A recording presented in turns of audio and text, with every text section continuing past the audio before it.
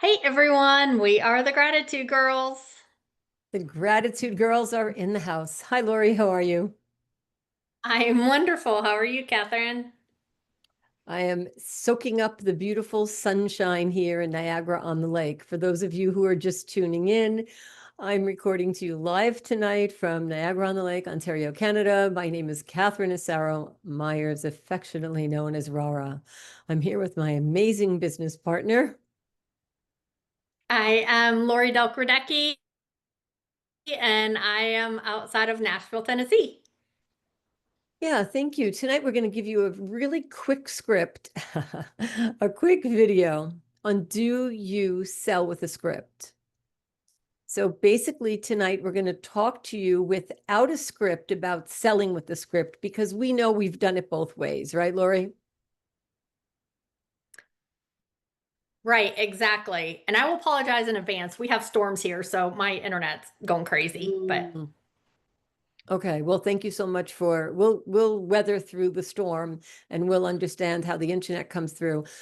Let's talk about when we have a script and what does that feel like? So you and I have both done this in network marketing. We'll use that as an example, or any sales in general.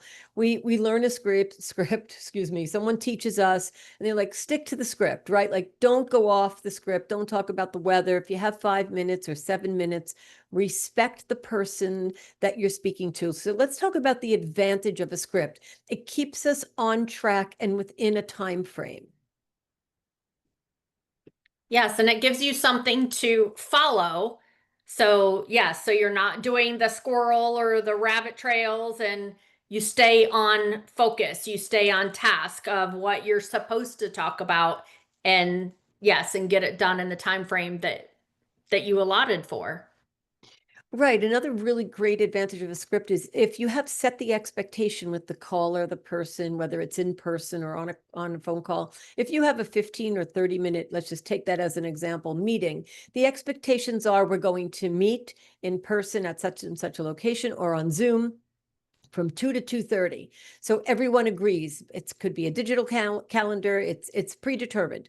Expectation is 30 minutes. In the 30 minutes, there's etiquette.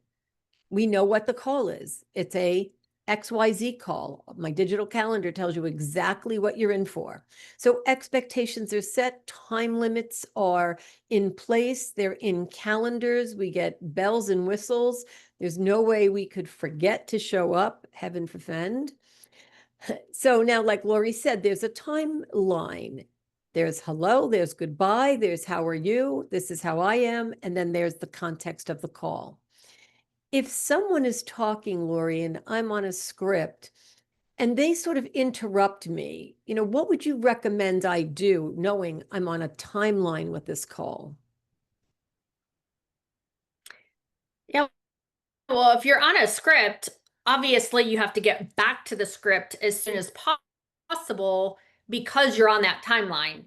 And to be professional, you have to stop at that timeline. I know Kathryn and I both schedule our days to a T.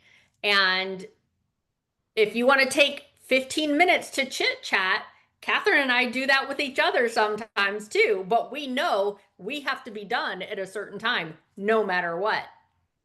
But you also, if you're following a script, you have to know how to transition off the script and then back onto the script. Mhm. So you maybe go off of it because they did for a second, but you need to return and round that right back. Yeah, I love that you said that. And I know this has come up with me. Sometimes someone will politely interrupt me with a question. And what I tend to say in the beginning of a call is because we're here for 30 minutes, if there's any questions, jot them down. And at the end, I'll answer them. And or by the time we get to the end of our call, I may already have answered your questions before we have a chance to go there. So I let people know that there's a really good chance that I'm going to cover it. I don't have a crystal ball, but I know what we can do in 30 minutes. So if I haven't, and I'm on a script, if I haven't answered the question, like, what would you do then? Now, this person has a question for you. Time is up. You're on a script. You haven't allowed for, these conversations. What happens when they say, but Laurie, I really have to ask you a few more questions and now you have to go? Yeah, most of the time I really have to go because I've got another person waiting. So if possibly, I think I could get it done in 1 to 2 minutes and I don't have someone else waiting, then I might go ahead and answer it and take it. But most of the time, I have someone else waiting. So therefore, then I would just, same thing. I would politely say, you know what? Our time is up. Unfortunately, I can't answer that right now. Text it to me, and then we'll set the appointment for our next meeting. Yeah, good point. Right, good point. Now let's talk about no script. All right, so you and I are sitting somewhere and we know what we know, and someone comes up and says, by the way, do you have a few minutes? So we don't use a script. We have it in our head, but we choose not to. So we have a casual conversation. Do you use the same, do you apply the same rules to timing and expectation, or do you just wing it? How do you go about that?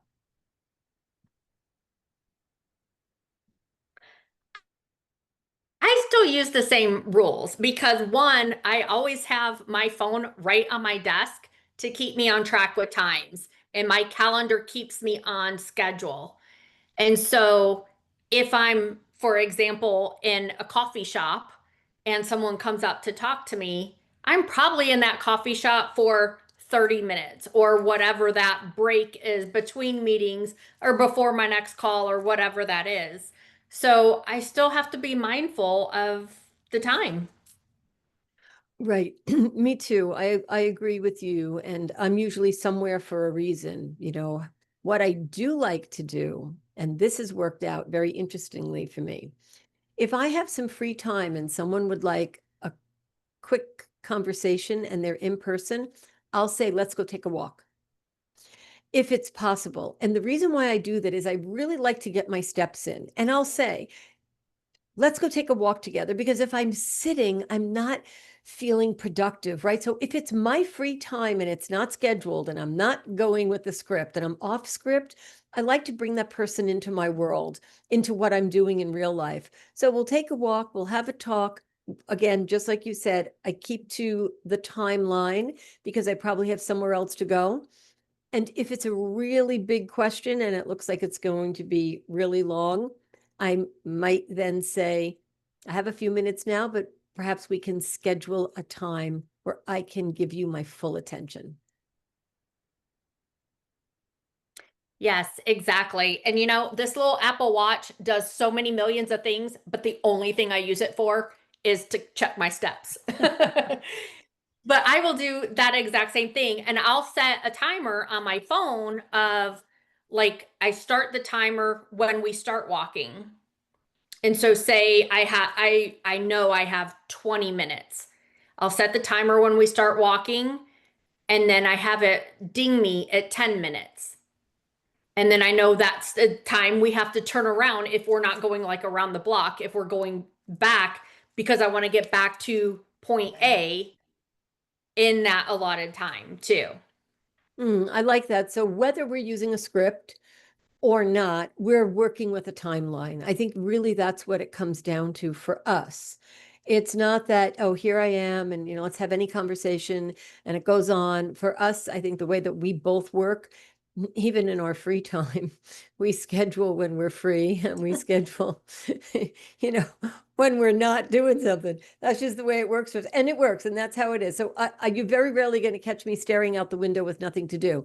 If I'm staring out the window, it was in my phone, stare out the window. And that's the way I do that. So a script is useful and it's helpful if I'm learning content and I want to understand what 1 and 2 and 3 minutes feels like. And I like playing the piano, excuse me, like playing the piano. I like to know what time feels like. What does 5 minutes feel like? So we've been recording right now.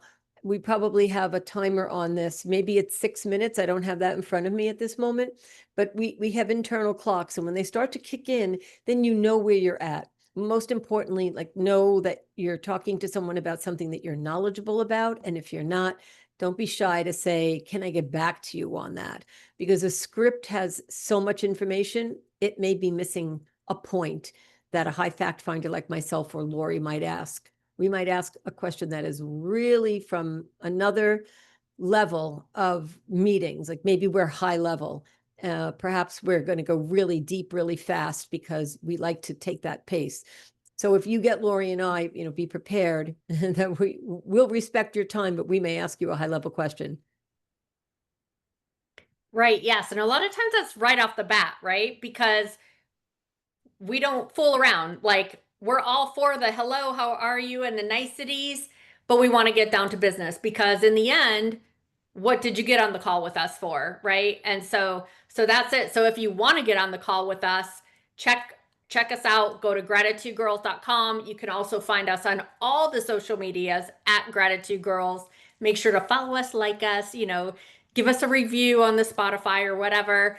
But if you want to get in a coaching session with us and, maybe have somebody that's that outside the box, because a lot of times when you're down in the box, you can't really get what's going on. Like, what's going on, but somebody, when they're outside the box looking in, they can just see things, and that's one thing that Kathryn and I even coach each other back and forth on all the time. Because even in our own businesses, a lot of times one of us outside the box can see in better.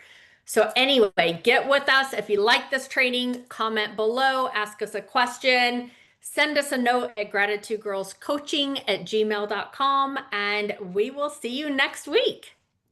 Thank you. Have a great week.